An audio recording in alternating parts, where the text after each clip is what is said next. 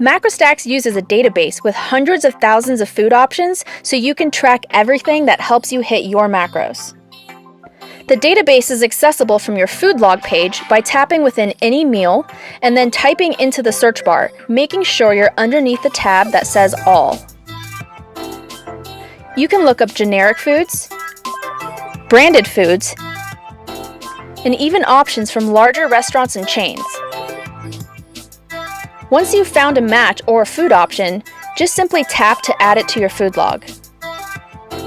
On the right-hand side of the search bar, tap the scan icon to scan your foods in through a barcode to make food entry even quicker. Once a food is added to your log, you can tap on the drop-down menu on the right-hand side to switch between common units or grams.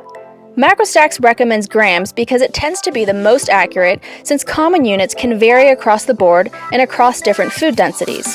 Just note that you'll need a food scale to measure in grams. If you don't have access to a food scale, that's fine.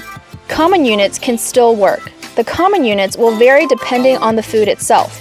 For example, a common unit of an avocado is the avocado itself, whereas a common unit of honey is a tablespoon, or a common unit of rice is just a cup.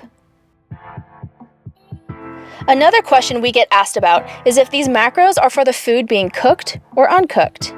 You can weigh and measure your food in whatever state is easiest or most convenient for you, as long as you keep it consistent. Usually, macros according to the nutrition labels will be referring to the food in its packaged or uncooked state, but there may be some options that differ. If you have any questions, just reach out to a nutrition coach through Stax Chat and they'll be able to help you out. Once you've selected the unit you want to measure your food in, you can also play with the amount as needed to hit your macros. Just note that the app accepts decimals only and not fractions. If there's any food you can't find in the database, or a food with different macros than what you see on the label, you can always tap on Custom to create your own entry with the macros that you need. As you add foods from the database, keep in mind that you can swipe right and tap the heart to favorite foods that you frequently use. Or, if you need to remove something, just swipe left and tap the red trash can icon.